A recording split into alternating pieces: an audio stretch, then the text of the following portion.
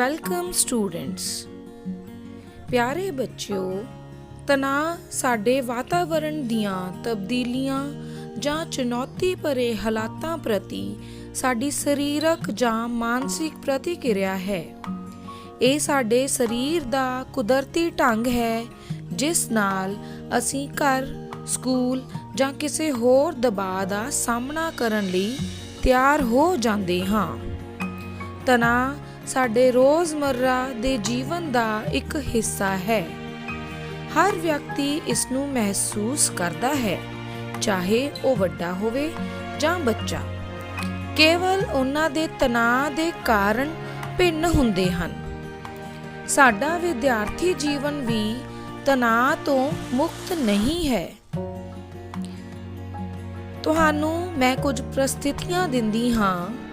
ਤੁਸੀਂ ਸੋਚੋ ਕਿ ਤੁਸੀਂ ਉਸ ਸਥਿਤੀ ਦੇ ਵਿੱਚ ਕੀ ਸੋਚਦੇ ਹੋ, ਤੁਹਾਡੀਆਂ ਕੀ ਭਾਵਨਾਵਾਂ ਹੁੰਦੀਆਂ ਹਨ, ਕੀ ਪ੍ਰਤੀਕਿਰਿਆ ਹੁੰਦੀ ਹੈ। ਪਰਿਵਾਰਿਕ ਵਾਤਾਵਰਣ ਠੀਕ ਨਾ ਹੋਣ ਕਾਰਨ ਤੁਸੀਂ ਸਕੂਲ ਦਾ ਕੰਮ ਪੂਰਾ ਨਹੀਂ ਕਰ ਪਾਉਂਦੇ। ਦੂਸਰਾ, ਅਧਿਆਪਕ ਦੁਆਰਾ ਜਮਾਤ ਵਿੱਚ ਅਚਾਨਕ ਟੈਸਟ ਲੈ ਲੈਣਾ ਕੀ ਤੁਹਾਨੂੰ ਤਣਾਅ ਪੈਦਾ ਕਰਦਾ ਹੈ। ਤੁਹਾਡੀ ਪ੍ਰੀਖਿਆ ਨੇੜੇ ਹੈ ਪਰ ਤੁਸੀਂ ਤਿਆਰ ਨਹੀਂ ਹੋ, ਇਹ ਵੀ ਤਣਾਅ ਪੈਦਾ ਕਰੇਗਾ। ਤੁਹਾਡੇ ਪ੍ਰੀਖਿਆ ਵਿੱਚ ਘੱਟ ਅੰਕ ਆਏ ਅਤੇ ਅਧਿਆਪਕ ਨੇ ਤੁਹਾਡੇ ਮਾਤਾ-ਪਿਤਾ ਨੂੰ ਸਕੂਲ ਬੁਲਾਇਆ ਹੈ ਤਾਂ ਤੁਹਾਡੇ ਮਨ ਵਿੱਚ ਕੀ ਚੱਲੇਗਾ? ਕੀ ਤੁਸੀਂ ਫਿਰ ਤਣਾਅ ਮਹਿਸੂਸ ਕਰੋਗੇ? ਤੁਹਾਡੇ ਪੱਕੇ ਮਿੱਤਰ ਨੇ ਤੁਹਾਡੇ ਨਾਲ ਗੱਲਬਾਤ ਬੰਦ ਕਰ ਦਿੱਤੀ ਹੈ, ਕੀ ਤੁਸੀਂ ਉਦੋਂ ਤਣਾਅ ਨੂੰ ਮਹਿਸੂਸ ਕਰੋਗੇ? ਇਹ ਛੋਟੀਆਂ ਜਿਹੀਆਂ ਗੱਲਾਂ ਹਨ ਜੋ ਕਿ ਬੱਚੇ ਨੂੰ ਤਣਾਅ ਵਿੱਚ ਪਾ ਦਿੰਦੀਆਂ ਹਨ। ਜਮਾਤ ਵਿੱਚ ਵਿਚਾਰ ਚਰਚਾ ਜਾਣੋ ਕਿ ਦੂਸਰੇ ਵਿਦਿਆਰਥੀ ਵੀ ਤੁਹਾਡੀ ਤਰ੍ਹਾਂ ਇਹੀ ਮਹਿਸੂਸ ਕਰਦੇ ਹਨ। ਇੱਕ ਵਿਦਿਆਰਥੀ ਨੂੰ ਕਈ ਤਰ੍ਹਾਂ ਦੀਆਂ ਗੱਲਾਂ ਤਣਾਅ ਦੇ ਸਕਦੀਆਂ ਹਨ, ਜਿਵੇਂ ਕਿ ਸਕੂਲ ਵਿੱਚ ਰੋਜ਼ਾਨਾ ਦੀਆਂ ਗਤੀਵਿਧੀਆਂ, ਪੜ੍ਹਾਈ ਅਤੇ ਸਹਿ ਅਕਾਦਮਿਕ ਕਿਰਿਆਵਾਂ, ਪਰਿਵਾਰ ਦਾ ਮਾਹੌਲ, ਮਿੱਤਰਾਂ ਨਾਲ ਸੰਬੰਧ, ਭਵਿੱਖ ਦੀ ਚਿੰਤਾ ਜਾਂ ਕੋਈ ਹੋਰ ਕਾਰਨ। ਆਓ ਆਪਾਂ ਜਾਣੀਏ ਕਿ ਸਾਡੇ ਜੀਵਨ ਵਿੱਚ ਕਿਹੜੇ ਕਾਰਕ ਹਨ ਜੋ ਸਾਨੂੰ ਤਣਾਅ ਦਿੰਦੇ ਹਨ।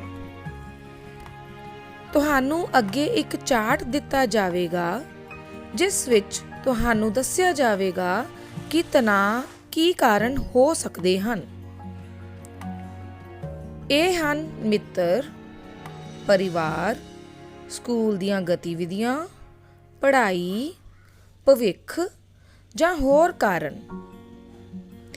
ਅਸੀਂ ਦੇਖਿਆ ਕਿ ਵਿਦਿਆਰਥੀ ਆਪਣੇ ਜੀਵਨ ਵਿੱਚ ਅਨੇਕ ਸਮੱਸਿਆਵਾਂ ਨਾਲ ਜੂਝਦੇ ਹਨ। ਇਹਨਾਂ ਸਮੱਸਿਆਵਾਂ ਨਾਲ ਨਜਿੱਠਣ ਲਈ ਸਾਡਾ ਸ਼ਾਂਤ ਚਿੱਤ ਅਤੇ ਕੇਂਦਰਿਤ ਮਨ ਨਾਲ ਇਹਨਾਂ ਦਾ ਸਾਹਮਣਾ ਕਰਨਾ ਬਹੁਤ ਜ਼ਰੂਰੀ ਹੈ। ਆਓ ਮਨ ਦੀ ਇਕਾਗਰਤਾ ਵਧਾਉਣ ਲਈ ਇੱਕ ਛੋਟੀ ਜਿਹੀ ਕਿਰਿਆ ਕਰੀਏ। ਆਪਣੀ ਅੱਖਾਂ ਬੰਦ ਕਰੋ, ਆਪਣੇ ਸਰੀਰ ਨੂੰ ਢਿੱਲਾ ਛੱਡੋ। 1 ਤੋਂ 10 ਤੱਕ ਗਿਣਤੀ ਕਰਦੇ ਹੋਏ ਲੰਮਾ ਸਾਹ ਲਓ। 1 ਤੋਂ 10 ਤੱਕ ਗਿਣਤੀ ਕਰਦੇ ਹੋਏ ਸਾਹ ਰੋਕੋ। ਫਿਰ 1 ਤੋਂ 10 ਤੱਕ ਗਿਣਤੀ ਕਰਦੇ ਹੋਏ ਸਾਹ ਹੌਲੀ-ਹੌਲੀ ਬਾਹਰ ਕੱਢੋ।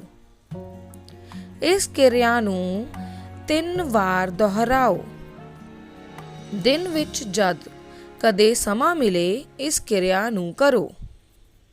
ਇਸ ਨਾਲ ਬਹੁਤ ਸਾਰਾ ਤਣਾਅ ਦੂਰ ਕੀਤਾ ਜਾ ਸਕਦਾ ਹੈ। ਤਣਾਅ 2 ਤਰ੍ਹਾਂ ਦਾ ਹੁੰਦਾ ਹੈ, ਚੰਗਾ ਅਤੇ ਮਾੜਾ ਤਣਾਅ।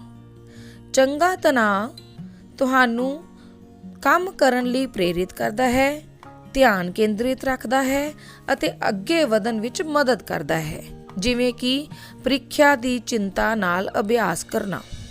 ਜੇਕਰ ਇਹ ਜ਼ਿਆਦਾ ਵੱਧ ਜਾਏ ਜਾਂ ਲੰਮਾ ਸਮਾਂ ਰਹੇ ਤਾਂ ਤੁਹਾਡੇ ਕੰਮ ਕਰਨ ਵਿੱਚ ਰੁਕਾਵਟ ਵੀ ਬਣਦਾ ਹੈ, ਧਿਆਨ ਕੇਂਦਰਿਤ ਨਹੀਂ ਹੋਣ ਦਿੰਦਾ ਅਤੇ ਤੁਸੀਂ ਭਾਰੀਪਨ ਮਹਿਸੂਸ ਕਰਦੇ ਹੋ। ਅੱਗੇ ਹੈ ਤਣਾਅ ਦੇ ਪ੍ਰਭਾਵ ਕੀ ਪੈਂਦੇ ਹਨ। ਜਿਵੇਂ ਮੈਂ ਤੁਹਾਨੂੰ ਦੱਸਿਆ ਕਿ ਤਣਾਅ ਹਰ ਇੱਕ ਵਿਅਕਤੀ ਨੂੰ ਹੁੰਦਾ ਹੈ, ਪਰੰਤੂ ਹਰ ਵਿਅਕਤੀ ਨੂੰ ਸਮਾਨ ਰੂਪ ਵਿੱਚ ਪ੍ਰਭਾਵਿਤ ਨਹੀਂ ਕਰਦਾ। ਵਿਅਕਤੀਗਤ ਭਿੰਨਤਾਵਾਂ ਇਸ ਦਾ ਇੱਕ ਵੱਡਾ ਕਾਰਨ ਹਨ। ਅੱਜ ਅਸੀਂ ਜਾਣਨ ਦੀ ਕੋਸ਼ਿਸ਼ ਕਰਾਂਗੇ ਕਿ ਤਣਾਅ ਦੇ ਸੰਭਾਵੀ ਪ੍ਰਭਾਵ ਕੀ ਹੁੰਦੇ ਹਨ। ਇਸ ਤੋਂ ਪਹਿਲਾਂ ਆਓ ਜਾਣੀਏ ਕਿ ਤੁਸੀਂ ਤਣਾਅਗ੍ਰਸਤ ਹੋ ਕਿ ਨਹੀਂ। ਹੇਠ ਲਿਖੀ ਸਾਰਣੀ ਨੂੰ ਹਮੇਸ਼ਾ, always, ਕਦੇ-ਕਦੇ, sometimes, ਕਦੇ ਨਹੀਂ, never ਵਿੱਚ ਉੱਤਰ ਭਰੋ। ਪਹਿਲਾ ਹੈ, ਮੇਰੇ ਮਿੱਤਰ ਕਹਿੰਦੇ ਹਨ ਕਿ ਮੈਂ ਬਹੁਤ ਚਿੰਤਾ ਕਰਦੀ ਹਾਂ। ਤੁਸੀਂ ਆਪਣੇ ਵਿਵਹਾਰ ਬਾਰੇ ਦੱਸੋ ਕਿ ਤੁਸੀਂ ਕੀ ਕਰਦੇ ਹੋ। ਹਾਂ ਜਾਂ ਹਮੇਸ਼ਾ, ਕਦੇ-ਕਦੇ, ਕਦੇ ਨਹੀਂ। ਸੈਕਿੰਡ ਹੈ, ਜਦ ਮੈਂ ਤਣਾਅ ਵਿੱਚ ਹੁੰਦੀ ਜਾਂ ਹੁੰਦਾ ਹਾਂ ਤਾਂ ਮੈਨੂੰ ਬਹੁਤ ਗੁੱਸਾ ਆਉਂਦਾ ਹੈ ਅਤੇ ਮੈਂ ਚਿੜਚਿੜਾ ਹੋ ਜਾਂਦਾ ਜਾਂ ਜਾਂਦੀ ਹਾਂ। ਤੁਸੀਂ ਇਹਦੇ ਤੇ ਟਿਕ ਕਰਨੀ ਹੈ। ਤੁਸੀਂ ਆਪਣੇ ਮਨ ਵਿੱਚ ਸੋਚ ਕੇ ਰੱਖਣੇ ਹੈ ਕਿ ਤੁਹਾਡੇ ਉੱਤਰ ਕੀ ਹਨ। ਹਾਂ ਜਾਂ ਹਮੇਸ਼ਾ ਲਈ 3 ਅੰਕ ਲਗਾਓਗੇ, ਕਦੇ-ਕਦੇ ਲਈ 2 ਅੰਕ ਲਗਾਓਗੇ, ਕਦੇ ਨਹੀਂ ਲਈ 1 ਅੰਕ ਲਗਾ ਲਓ। ਤੀਸਰਾ ਹੈ, ਪ੍ਰੀਖਿਆ ਤੋਂ ਪਹਿਲਾਂ ਮੈਨੂੰ ਬੁਖਾਰ ਹੋ ਜਾਂਦਾ ਹੈ। ਹਾਂ, ਕਦੇ-ਕਦੇ, ਕਦੇ ਨਹੀਂ। ਮੈਂ ਸੋਚਦਾ ਰਹਿੰਦਾ ਜਾਂ ਸੋਚਦੀ ਰਹਿੰਦੀ ਹਾਂ ਕਿ ਤੁਸੀਂ ਮੇਰੇ ਬਾਰੇ ਕੀ ਕਹੋਗੇ। ਹਾਂ, ਕਦੇ-ਕਦੇ, ਕਦੇ ਨਹੀਂ। ਸਕੂਲ ਜਾਣ ਤੋਂ ਪਹਿਲਾਂ ਮੈਨੂੰ ਪੇਟ ਦਰਦ ਹੋਣ ਲੱਗ ਜਾਂਦਾ ਹੈ। ਹਾਂ, ਕਦੇ-ਕਦੇ, ਕਦੇ ਨਹੀਂ। ਮੈਨੂੰ ਸਮਾਂ ਘੱਟ ਤੇ ਕੰਮ ਜ਼ਿਆਦਾ ਲੱਗਦਾ ਹੈ। ਹਾਂ, ਕਦੇ-ਕਦੇ, ਕਦੇ ਨਹੀਂ। ਘਬਰਾਹਟ ਕਾਰਨ ਮੈਂ ਆਪਣੇ ਕੰਮ ਤੇ ਧਿਆਨ ਨਹੀਂ ਲਗਾ ਪਾਉਂਦਾ। ਹਾਂ, ਕਦੇ-ਕਦੇ, ਕਦੇ ਨਹੀਂ। ਅਕਸਰ ਬਿਨਾਂ ਕਿਸੇ ਕਾਰਨ ਮੇਰਾ ਸਿਰ ਦਰਦ ਕਰਨ ਲੱਗ ਜਾਂਦਾ ਹੈ। ਹਾਂ, ਕਦੇ-ਕਦੇ, ਕਦੇ ਨਹੀਂ। ਚਿੰਤਾ ਹੋਣ ਤੇ ਮੈਨੂੰ ਘਬਰਾਹਟ ਹੁੰਦੀ ਹੈ ਅਤੇ ਬਹੁਤ ਪਸੀਨਾ ਆਉਂਦਾ ਹੈ। ਹਾਂ, ਕਦੇ-ਕਦੇ, ਕਦੇ ਨਹੀਂ। ਮੈਨੂੰ ਭਵਿੱਖ ਦੀ ਚਿੰਤਾ ਰਹਿੰਦੀ ਹੈ। ਹਾਂ, ਕਦੇ-ਕਦੇ, ਕਦੇ ਨਹੀਂ। ਪ੍ਰੀਖਿਆ ਤੋਂ ਪਹਿਲਾਂ ਮੈਨੂੰ ਨੀਂਦ ਨਹੀਂ ਆਉਂਦੀ। ਹਾਂ, ਕਦੇ-ਕਦੇ, ਕਦੇ ਨਹੀਂ। ਅਧਿਆਪਕ ਨੂੰ ਪ੍ਰਸ਼ਨ ਸੁਣਾਉਣ ਲੱਗਿਆਂ ਮੈਨੂੰ ਚੱਕਰ ਆ ਜਾਂਦੇ ਹਨ। ਹਾਂ, ਕਦੇ-ਕਦੇ, ਕਦੇ ਨਹੀਂ। ਹੁਣ ਤੁਸੀਂ ਇਹਨਾਂ ਅੰਕਾਂ ਦਾ ਜੋੜ ਲਗਾਓ ਤੇ ਦੇਖੋ ਤੁਹਾਡੇ ਅੰਕ ਕਿੰਨੇ ਬਣਦੇ ਹਨ। ਇਹਨਾਂ ਅੰਕਾਂ ਤੋਂ ਤੁਸੀਂ ਅੰਦਾਜ਼ਾ ਲਗਾ ਸਕਦੇ ਹੋ ਕਿ ਤੁਹਾਡਾ ਤਣਾਅ ਦਾ ਪੱਧਰ ਕੀ ਹੈ। ਵੱਧ ਅੰਕ ਵੱਧ ਤਣਾਅ ਦਰਸਾਉਂਦੇ ਹਨ ਅਤੇ ਘੱਟ ਅੰਕ ਘੱਟ ਤਣਾਅ ਦਰਸਾਉਂਦੇ ਹਨ। ਆਪਣੇ ਆਪ ਨਾਲ ਇਸ ਗੱਲ ਦੇ ਬਾਰੇ ਮਨ ਵਿੱਚ ਚਰਚਾ ਕਰੋ, ਮਨ ਵਿੱਚ ਸੋਚੋ ਤੁਸੀਂ ਕਿੰਨੇ ਤਣਾਅਗ੍ਰਸਤ ਹੋ। ਤਣਾਅ ਸਾਡੇ ਵਿਵਹਾਰ ਅਤੇ ਸਰੀਰਕ ਅਤੇ ਮਾਨਸਿਕ ਸਿਹਤ ਉੱਪਰ ਬਹੁਤ ਅਸਰ ਪਾਉਂਦਾ ਹੈ। ਇਹ ਸਾਡੀ ਸੋਚ ਸ਼ਕਤੀ ਦੀ ਸਪਸ਼ਟਤਾ, ਪ੍ਰਭਾਵਸ਼ਾਲੀ ਢੰਗ ਨਾਲ ਕੰਮ ਕਰਨ ਦੀ ਯੋਗਤਾ ਨੂੰ ਘਟਾ ਦਿੰਦਾ ਹੈ। ਲੰਮੇ ਸਮੇਂ ਤੱਕ ਰਹਿਣ ਵਾਲਾ ਤਣਾਅ ਅਕਸਰ ਵਿਅਕਤੀ ਨੂੰ ਬਹੁਤ ਸਾਰੀਆਂ ਬਿਮਾਰੀਆਂ ਦਾ ਸ਼ਿਕਾਰ ਬਣਾ ਦਿੰਦਾ ਹੈ। ਵਿਦਿਆਰਥੀਆਂ ਵਿੱਚ ਆਮ ਤੌਰ ਤੇ ਇਹ ਲੱਛਣ ਦੇਖਣ ਨੂੰ ਮਿਲਦੇ ਹਨ: ਥਕਾਨ, ਗੁੱਸਾ, ਉਦਾਸੀ, ਚਿੜਚਿੜਾਪਨ, ਕੰਮ ਕਰਨ ਨੂੰ ਦਿਲ ਨਾ ਕਰਨਾ, ਲਗਾਤਾਰ ਇੱਕ ਵਿਚਾਰ ਦਾ ਚੱਲਦੇ ਰਹਿਣਾ, ਸਿਰ ਦਰਦ, ਬਦਹਜ਼ਮੀ, ਬੇਚੈਨੀ ਹੋਣਾ, ਚੱਕਰ ਆਉਣਾ, ਵੱਧ ਜਾਂ ਘੱਟ ਨੀਂਦ ਦਾ ਆਉਣਾ, ਭਾਰ ਦਾ ਵਧਣਾ ਜਾਂ ਘਟਣਾ, ਨਹੁੰ ਖਾਣਾ, ਦਿਲ ਦੀ ਧੜਕਨ ਵਧਣਾ, ਵੱਧ ਜਾਂ ਘੱਟ ਖਾਣਾ, ਘਬਰਾਹਟ ਹੋਣਾ, ਪਸੀਨਾ ਆਉਣਾ ਜਾਂ ਧਿਆਨ ਨਾ ਲਗਾਉਣਾ। ਆਓ ਜਾਣੀਏ ਕਿ ਤਣਾਅ ਨੂੰ ਕਿਵੇਂ ਦੂਰ ਕੀਤਾ ਜਾ ਸਕਦਾ ਹੈ। Stress management tips. ਅਸੀਂ ਨੌਕਰੀ ਤੋਂ ਆ ਕੇ ਬਹੁਤ ਥੱਕ ਜਾਂਦੇ ਹਾਂ ਤਾਂ ਸਾਨੂੰ ਆਪਣੇ ਆਪ ਨੂੰ ਤਣਾਅ ਤੋਂ ਮੁਕਤ ਰੱਖਣ ਲਈ ਰੈਸਟ ਕਰਨ ਦੀ ਬਹੁਤ ਲੋੜ ਹੈ। ਸਾਨੂੰ ਕੰਮ ਤੋਂ ਆ ਕੇ ਕੋਈ ਵੀ ਮਨੋਰੰਜਕ ਚੀਜ਼ ਦੇਖਣੀ ਚਾਹੀਦੀ ਹੈ ਤਾਂ ਜੋ ਅਸੀਂ ਦੁਬਾਰਾ ਆਪਣੀ એનર્ਜੀ ਨੂੰ ਰੀਗੇਨ ਕਰ ਸਕੀਏ। ਅਗਰ ਸਾਨੂੰ ਡਿਪਰੈਸ਼ਨ ਫੀਲ ਹੁੰਦਾ ਹੈ, ਅਸੀਂ ਦੁਖੀ ਮਹਿਸੂਸ ਕਰਦੇ ਹਾਂ ਤਾਂ ਸਾਨੂੰ ਯੋਗਾ ਮੈਡੀਟੇਸ਼ਨ ਕਰਨੀ ਚਾਹੀਦੀ ਹੈ। ਅਗਰ ਕੋਈ ਲੜਾਈ ਕਰ ਰਿਹਾ ਹੈ ਤਾਂ ਸਾਨੂੰ ਕੋਸ਼ਿਸ਼ ਕਰਨੀ ਚਾਹੀਦੀ ਹੈ ਕਿ ਅਸੀਂ ਉਸ ਲੜਾਈ ਤੋਂ ਦੂਰ ਰਹੀਏ ਤੇ ਆਪਣੇ ਆਪ ਨੂੰ ਇਕਾਂਤ ਵਿੱਚ ਲਿਜਾ ਕੇ ਉਹਨਾਂ ਸਾਰੀਆਂ ਚੀਜ਼ਾਂ ਤੋਂ ਦੂਰ ਰੱਖੀਏ ਜਿਹੜੀਆਂ ਸਾਨੂੰ ਤਣਾਅ ਪੈਦਾ ਕਰਦੀਆਂ ਹਨ। ਬੱਚਿਓ, ਕੋਸ਼ਿਸ਼ ਕਰਨੀ ਚਾਹੀਦੀ ਹੈ ਆਪਣੇ ਆਪ ਨੂੰ ਵਿਅਸਤ ਰੱਖਣ ਦੀ ਤਾਂ ਜੋ ਤਣਾਅ ਮੁਕਤ ਜੀਵਨ ਜਿਉਇਆ ਜਾ ਸਕੇ। ਸਟ੍ਰੈਸ ਮੈਨੇਜਮੈਂਟ ਲਈ ਬਹੁਤ ਜ਼ਰੂਰੀ ਹੈ ਆਪਣੀ ਆਪ ਨੂੰ ਇੰਜੋਏ ਕਰਨਾ। ਸਭ ਤੋਂ ਪਹਿਲਾਂ ਟਾਈਮ ਨੂੰ ਮੈਨੇਜ ਕਰਨਾ ਬਹੁਤ ਹੀ ਆਵਸ਼ਕ ਹੈ। ਯੋਗਾ ਕਰਨਾ ਸਾਡੇ ਲਈ ਬਹੁਤ ਜ਼ਰੂਰੀ ਹੈ। ਵਿਆਮ ਕਰਨਾ, ਐਕਸਰਸਾਈਜ਼ ਕਰਨੀ ਬਹੁਤ ਜ਼ਰੂਰੀ ਹੈ। ਸਾਨੂੰ ਆਪਣੀਆਂ ਹੌਬੀਜ਼ ਨੂੰ ਫੋਲੋ ਕਰਨਾ ਚਾਹੀਦਾ ਹੈ। ਜੋ ਸਾਡਾ ਮਨ ਕਰਦਾ ਹੈ ਸਾਨੂੰ ਉਹੀ ਕਰਨਾ ਚਾਹੀਦਾ ਹੈ। ਹਰ ਇੱਕ ਬੰਦਾ ਆਪਣੀ ਖੁਸ਼ੀ ਮਹਿਸੂਸ ਉਦੋਂ ਹੀ ਕਰਦਾ ਹੈ ਜਦੋਂ ਆਪਣੇ ਮਨ ਦੇ ਚਾਵਾਂ ਨੂੰ ਪੂਰਾ ਕਰੇ। ਇੱਕ ਸੰਗੀਤਕਾਰ ਸੰਗੀਤ ਨੂੰ ਲਿਖ ਕੇ ਗਾ ਕੇ ਆਪਣੀ ਖੁਸ਼ੀ ਨੂੰ ਮਹਿਸੂਸ ਕਰਦਾ ਹੈ। ਪੇਂਟਰ ਪੇਂਟਿੰਗ ਕਰਕੇ, ਘੁਮਿਆਰ ਘੜੇ ਬਣਾ ਕੇ, ਡਾਂਸਰ ਡਾਂਸ ਨ੍ਰਿਤ ਕਰਕੇ, ਉਸੇ ਤਰ੍ਹਾਂ ਖਿਡਾਰੀ ਖੇਡ ਕੇ, ਜਿਹੜੀ ਜਿਸ ਦੀ ਰੁਚੀ ਹੈ ਉਸ ਨੂੰ ਅਪਣਾ ਕੇ ਤਣਾਅ ਨੂੰ ਦੂਰ ਕੀਤਾ ਜਾ ਸਕਦਾ ਹੈ। ਫਿਰ ਹੈ ਸਾਨੂੰ ਕੁਦਰਤ ਦੇ ਵਿੱਚ ਰਹਿਣਾ ਚਾਹੀਦਾ ਹੈ। ਕੁਦਰਤ ਬਹੁਤ ਹੀ ਪਿਆਰੀ ਹੈ, ਉਹ ਸਾਨੂੰ ਤਣਾਅ ਨਹੀਂ ਹੋਣ ਦਿੰਦੀ। ਸਾਨੂੰ ਸਪਾ ਕਰਵਾਉਣਾ ਚਾਹੀਦਾ ਹੈ। ਸਾਨੂੰ ਕਾਉਂਸਲਿੰਗ ਕਰਨੀ ਚਾਹੀਦੀ ਹੈ। ਆਪਣੇ ਤੋਂ ਵੱਡੇ ਕੋਲ ਜਾ ਕੇ ਉਸ ਦੇ ਨਾਲ ਆਪਣੇ ਮਨ ਦੀਆਂ ਗੱਲਾਂ ਨੂੰ ਸਾਂਝਾ ਕਰਨਾ ਚਾਹੀਦਾ ਹੈ ਤਾਂ ਜੋ ਸਾਡੇ ਮਨ ਦੀਆਂ ਸਦਰਾਂ ਖੁੱਲ੍ਹ ਸਕਣ। ਸਾਨੂੰ ਸੰਗੀਤ ਦਾ ਸਹਾਰਾ ਲੈਣਾ ਚਾਹੀਦਾ ਹੈ। ਇਹ ਸਭ ਚੀਜ਼ਾਂ ਕਰਨ ਨਾਲ ਸਾਡੀ ਜ਼ਿੰਦਗੀ ਸੁਖਾਲੀ ਬਣ ਜਾਂਦੀ ਹੈ ਤੇ ਅਸੀਂ ਬੜੇ ਹੀ ਖੁਸ਼ ਦਿਲ ਇਨਸਾਨ ਬਣ ਜਾਂਦੇ ਹਾਂ। ਅਸੀਂ ਖਿੜੇ ਮੱਥੇ ਸਭ ਨੂੰ ਮਿਲਦੇ ਹਾਂ। ਅੱਗੇ ਹੈ, ਖੁਸ਼ ਰਹਿਣ ਲਈ, ਤਣਾਅ ਮੁਕਤ ਰਹਿਣ ਲਈ ਸਾਨੂੰ ਸੋਚ ਸਮਝ ਕੇ ਫੈਸਲੇ ਲੈਣੇ ਚਾਹੀਦੇ ਹੈ। ਸਾਨੂੰ ਫਿੱਟ ਰਹਿਣਾ ਚਾਹੀਦਾ ਹੈ, ਤੰਦਰੁਸਤ ਰਹਿਣਾ ਚਾਹੀਦਾ ਹੈ, ਕੌਨਫੀਡੈਂਟ ਹੋਣਾ ਚਾਹੀਦਾ ਹੈ ਤੇ ਬੜੇ ਹੀ ਆਰਾਮਦਾਰੀ ਨਾਲ ਹਰੇਕ ਕੰਮ ਕਰਨਾ ਚਾਹੀਦਾ ਹੈ ਤਾਂ ਜੋ ਸਾਡਾ ਬਲੱਡ ਪ੍ਰੈਸ਼ਰ ਵੀ ਨਾ ਵਧੇ ਤੇ ਅਸੀਂ ਜ਼ਿਆਦਾ ਉਤਸੁਕ ਤੇ ਚੇਤਨ ਹੋ ਕੇ ਕੰਮ ਕਰੀਏ। ਉਤਸੁਕ ਨਾ ਜ਼ਿਆਦਾ ਹੋਈਏ। ਜ਼ਿਆਦਾ ਉਤਸੁਕਤਾ ਹੀ ਸਾਡੇ ਹਾਰਟ ਬੀਟ ਨੂੰ ਵਧਾਉਂਦੀ ਹੈ ਤੇ ਜਿਸ ਨਾਲ ਸਾਨੂੰ ਤਣਾਅ ਵੀ ਪੈਦਾ ਹੁੰਦਾ ਹੈ। ਆਰਾਮ ਨਾਲ ਆਪਣਾ ਜੀਵਨ ਨਿਰਵਾਹ ਕਰਦੇ ਹੋਏ ਅਸੀਂ ਆਪਣੇ ਕੰਮ ਕਰਾਂਗੇ ਤਾਂ ਤਣਾਅ ਮੁਕਤ ਰਹਾਂਗੇ। ਸਾਨੂੰ ਵਧੀਆ ਖਾਣਾ ਪੀਣਾ ਚਾਹੀਦਾ ਹੈ, ਸ਼ਾਪਿੰਗ 'ਤੇ ਜਾਣਾ ਚਾਹੀਦਾ ਹੈ, ਸਕਾਰਾਤਮਕ ਸੋਚ ਰੱਖਣੀ ਚਾਹੀਦੀ ਹੈ, ਉੱਚੀ ਉੱਚੀ ਹੱਸਣਾ ਚਾਹੀਦਾ ਹੈ, ਜ਼ਿਆਦਾ ਫੋਨ ਦਾ ਇੰਟਰਨੈਟ ਦਾ ਯੂਜ਼ ਨਹੀਂ ਕਰਨਾ ਚਾਹੀਦਾ। ਜਿਹੜੀਆਂ ਜ਼ਰੂਰੀ ਚੀਜ਼ਾਂ ਹਨ ਉਹਨਾਂ ਨੂੰ ਮੁੱਖ ਰੱਖ ਕੇ ਉਹਨਾਂ ਨੂੰ ਪੂਰਾ ਕਰਨ ਦੀ ਕੋਸ਼ਿਸ਼ ਕਰਨੀ ਚਾਹੀਦੀ ਹੈ ਤੇ ਜਿਹੜੀਆਂ ਚੀਜ਼ਾਂ ਦੀ ਸਾਨੂੰ ਲੋੜ ਹੈ ਸਾਨੂੰ ਉਹਦੀ ਸਾਰਣੀ ਬਣਾ ਲੈਣੀ ਚਾਹੀਦੀ ਹੈ ਤਾਂ ਜੋ ਇੰਪੋਰਟੈਂਟ ਚੀਜ਼ਾਂ ਅਸੀਂ ਆਪਣੇ ਸਮੇਂ 'ਤੇ ਪੂਰੀਆਂ ਕਰ ਸਕੀਏ ਤਾਂ ਆਪਣੇ ਟੀਚਿਆਂ ਨੂੰ ਮੁਕੰਮਲ ਕਰ ਲਈਏ। ਇਸ ਨਾਲ ਅਸੀਂ ਤਣਾਅ ਤੋਂ ਮੁਕਤ ਰਹਿ ਸਕਦੇ ਹਾਂ, ਸਾਨੂੰ ਤਣਾਅ ਨਹੀਂ ਹੁੰਦਾ।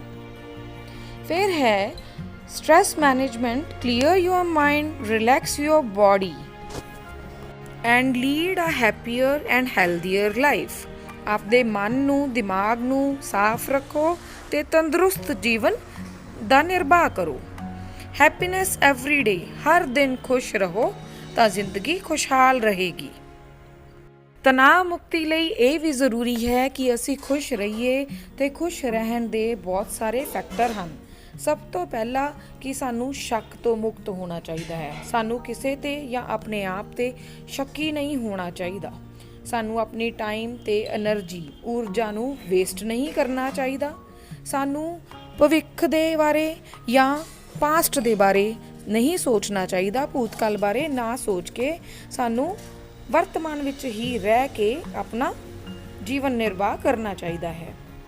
ਸਾਨੂੰ ਕਿਸੇ ਹੋਰ ਤੋਂ ਜਾਂ ਆਪਣੇ ਆਪ ਤੋਂ ਵੀ ਜ਼ਿਆਦਾ ਉਮੀਦ ਨਹੀਂ ਕਰਨੀ ਚਾਹੀਦੀ, ਤਾਂ ਜੋ ਸਾਡੀਆਂ ਉਮੀਦਾਂ ਜੇ ਨਾ ਪੂਰੀਆਂ ਹੋਣ ਤਾਂ ਉਹ ਤਣਾਅ ਪੈਦਾ ਨਾ ਕਰਨ। ਸਾਨੂੰ ਸੋਸ਼ਲ ਹੋਣਾ ਚਾਹੀਦਾ ਹੈ, ਸਮਾਜਿਕ ਪ੍ਰਾਣੀ ਬਣ ਕੇ ਰਹਿਣਾ ਚਾਹੀਦਾ ਹੈ, ਹੱਸਦੇ ਖੇਡਦੇ ਰਹਿਣਾ ਚਾਹੀਦਾ ਹੈ, ਦੂਜਿਆਂ ਦੇ ਮਜ਼ਾਕ ਸਹਿਣ ਦੀ ਤੇ ਦੂਜਿਆਂ ਨਾਲ ਮਜ਼ਾਕ ਕਰਦੇ ਰਹਿਣਾ ਚਾਹੀਦਾ ਹੈ। ਸਾਨੂੰ ਪੁਰਾਣੇ ਬਜ਼ੁਰਗਾਂ ਦੇ ਰੀਤੀ ਰਿਵਾਜਾਂ ਨੂੰ ਵੀ ਫੋਲੋ ਕਰਨਾ ਚਾਹੀਦਾ ਹੈ, ਪਿਆਰ ਰੱਖਣਾ ਚਾਹੀਦਾ ਹੈ, ਗਰੀਬਾਂ ਦੀ ਮਦਦ ਕਰਨੀ ਚਾਹੀਦੀ ਹੈ, ਫੇਥਫੁਲ ਰਹਿਣਾ ਚਾਹੀਦਾ ਹੈ।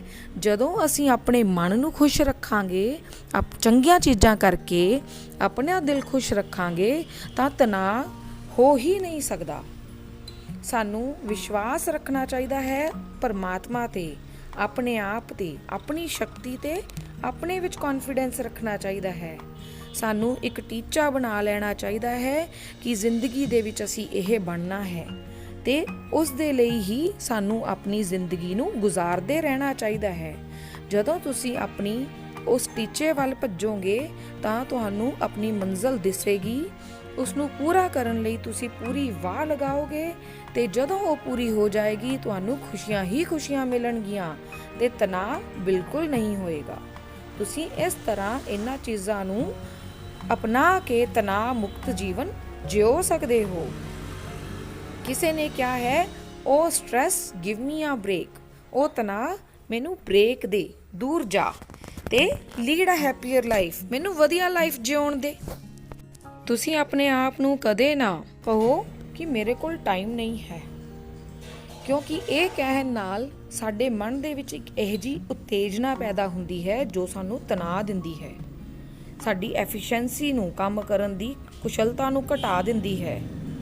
ਜਿੰਨੀ ਅਸੀਂ એનર્ਜੀ ਲਾਉਂਦੇ ਹਾਂ ਉਹ ਸਾਨੂੰ ਬੇਚੈਨ ਕਰ ਦਿੰਦੀ ਹੈ। ਸਗੋਂ ਐਡਵਾਂਸ ਦੇ ਵਿੱਚ ਪਹਿਲਾਂ ਹੀ ਪਲਾਨ ਬਣਾ ਕੇ ਰੱਖੋ।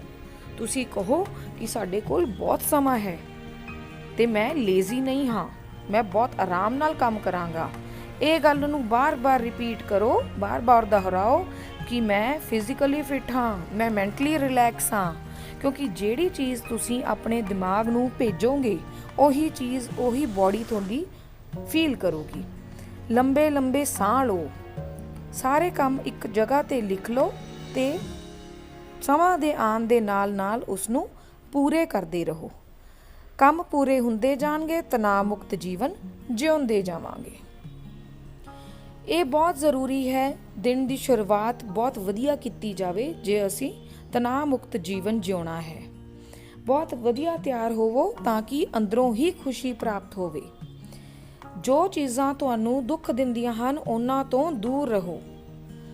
ਲਗਾਤਾਰ ਕੰਮ ਕਰਨ ਤੇ ਜੇ ਤੁਸੀਂ ਸਟ੍ਰੈਸ ਮਹਿਸੂਸ ਕਰਦੇ ਹੋ ਤਾਂ ਆਪਣੇ ਆਪ ਨੂੰ ਬ੍ਰੇਕ ਦਿਓ। ਪਾਲਤੂ ਜਾਨਵਰਾਂ ਨੂੰ ਪਿਆਰ ਕਰੋ, ਆਪਣੇ ਆਪ ਨੂੰ ਸ਼ਾਬਾਸ਼ੀ ਦਿਓ, ਦੂਸਰਿਆਂ ਨੂੰ ਰਿਕੁਐਸਟ ਕਰੋ ਕਿ ਉਹ ਤੁਹਾਡੀ ਵੀ ਮਦਦ ਕਰਨ, ਤੁਸੀਂ ਉਹਨਾਂ ਦੀ ਮਦਦ ਕਰੋ। ਖੁਸ਼ ਭਰਿਆ ਜੀਵਨ ਜਿਓ, ਡਾਂਸ ਕਰੋ, ਵਾਕ ਤੇ ਜਾਓ, ਗੱਲਬਾਤ ਕਰੋ, ਕਿਸੇ ਨਾਲ ਪਿਆਰ ਨਾਲ ਗੱਲਾਂ ਕਰੋ।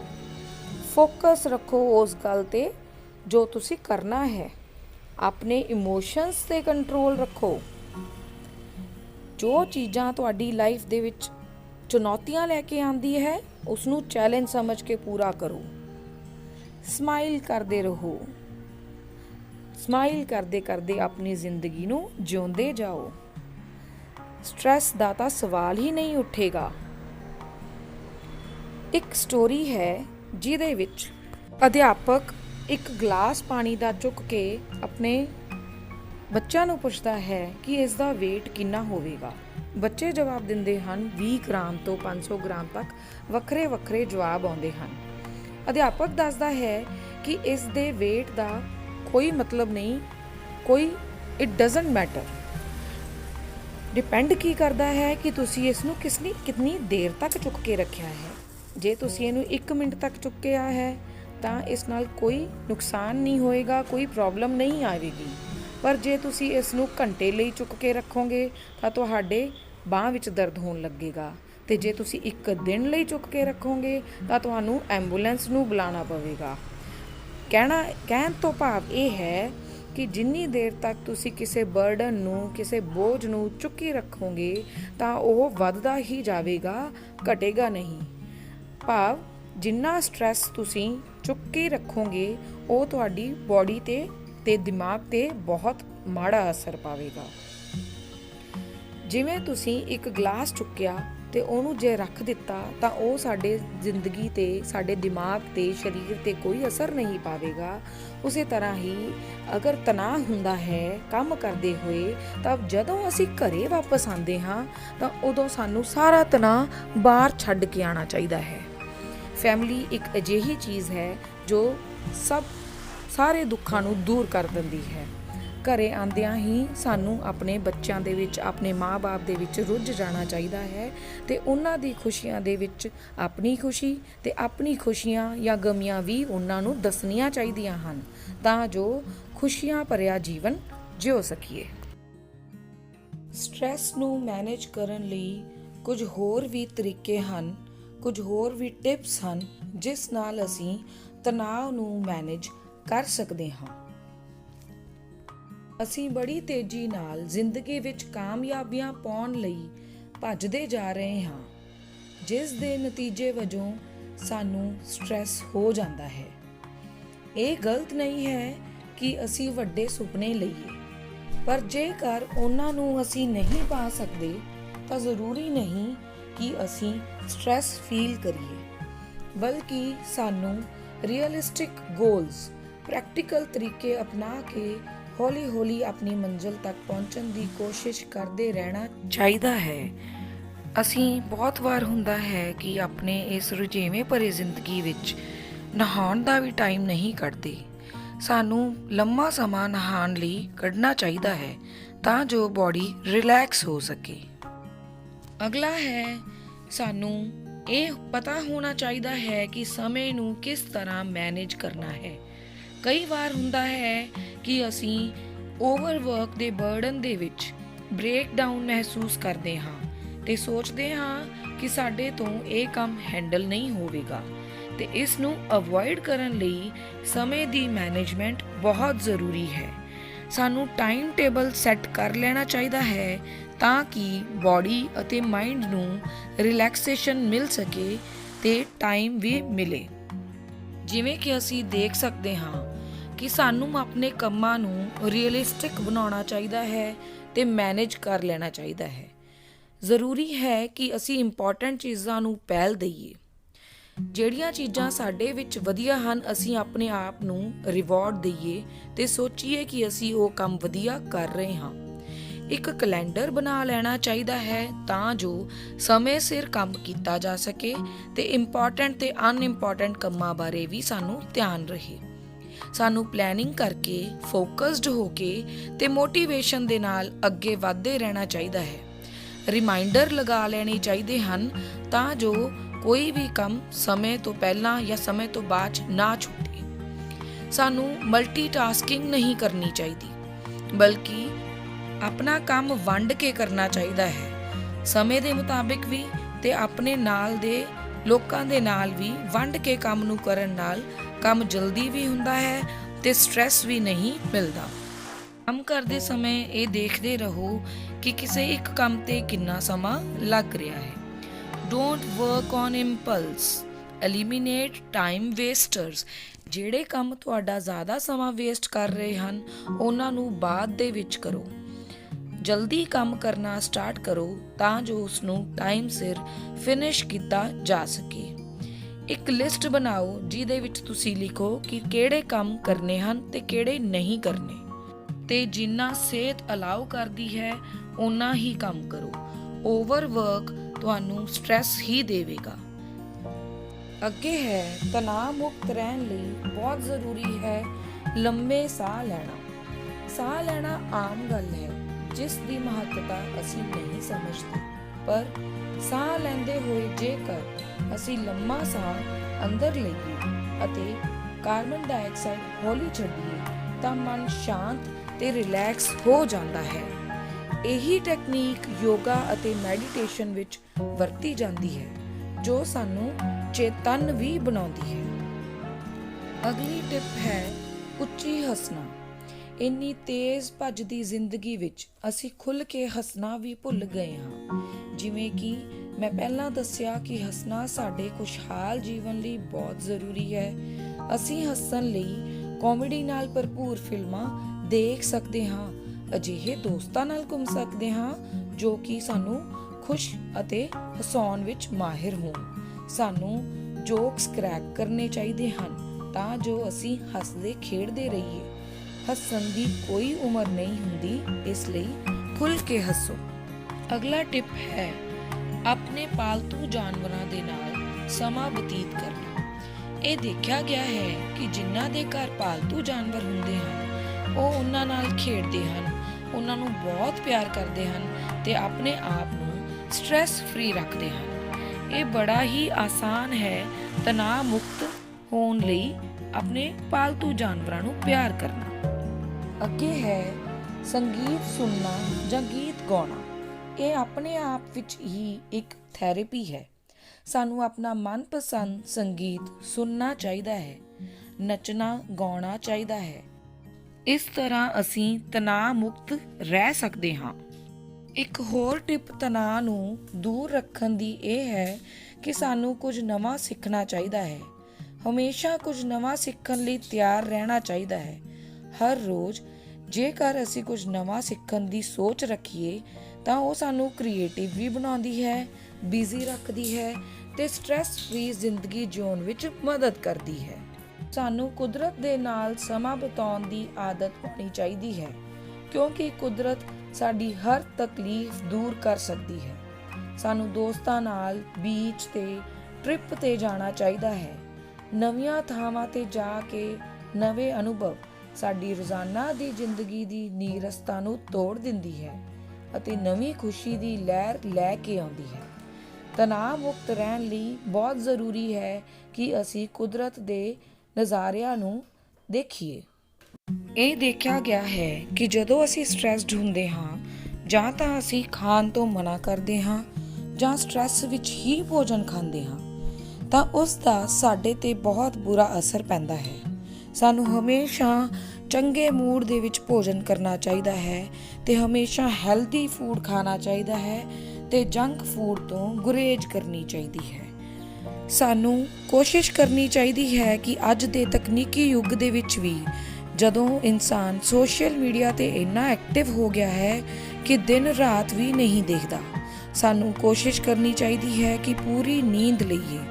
ਜੇਕਰ ਨੀਂਦ ਪੂਰੀ ਲਵਾਂਗੇ ਤਾਂ ਹੀ ਸਰੀਰ ਤੰਦਰੁਸਤ ਹੋਵੇਗਾ, ਨਹੀਂ ਤਾਂ ਇਸ ਦੀ ਭਰਪਾਈ ਸਾਡੇ ਸਰੀਰ ਨੂੰ ਕਰਨੀ ਪਵੇਗੀ। ਅੱਗੇ ਹੈ ਕਿ ਸਾਨੂੰ ਉਹਨਾਂ ਚੀਜ਼ਾਂ ਨੂੰ ਐਕਸੈਪਟ ਕਰਨਾ ਚਾਹੀਦਾ ਹੈ ਜੋ ਸਾਡੇ ਹੱਥ ਵਿੱਚ ਨਹੀਂ ਹਨ। ਸਾਡੀ ਜ਼ਿੰਦਗੀ ਵਿੱਚ ਬਹੁਤ ਸਾਰੀਆਂ ਚੀਜ਼ਾਂ ਅਜਿਹੀਆਂ ਹੁੰਦੀਆਂ ਹਨ ਜੋ ਸਾਡੇ ਵੱਸ ਵਿੱਚ ਨਹੀਂ ਹੁੰਦੀਆਂ, ਸਾਡੇ ਹੱਥ ਵਿੱਚ ਨਹੀਂ ਹੁੰਦਾ ਉਹਨਾਂ ਨੂੰ ਬਦਲਣਾ। ਅਸੀਂ ਆਪਣੇ ਪਰਿਵਾਰ ਨੂੰ, ਆਪਣੀ ਦਿੱਖ, ਆਪਣਾ ਕੱਦ ਕਾਠ, ਕੋਈ ਵੀ ਚੀਜ਼ ਆਪਾਂ ਆਪਣੇ ਪ੍ਰਤੀ ਨਹੀਂ ਬਦਲ ਸਕਦੇ ਤੇ ਇਸ ਕਰਕੇ ਇਹਨਾਂ ਚੀਜ਼ਾਂ ਨੂੰ ਸਾਨੂੰ ਗੌਲਣਾ ਨਹੀਂ ਚਾਹੀਦਾ ਤੇ ਅੱਗੇ ਵਧਦੇ ਰਹਿਣਾ ਚਾਹੀਦਾ ਹੈ ਤੇ ਜ਼ਿੰਦਗੀ ਦੇ ਵਿੱਚ ਸਟ੍ਰੈਸ ਤੋਂ ਦੂਰ ਰਹਿਣ ਦੀ ਕੋਸ਼ਿਸ਼ ਕਰਨੀ ਚਾਹੀਦੀ ਹੈ। Thank you everyone and have a healthy life.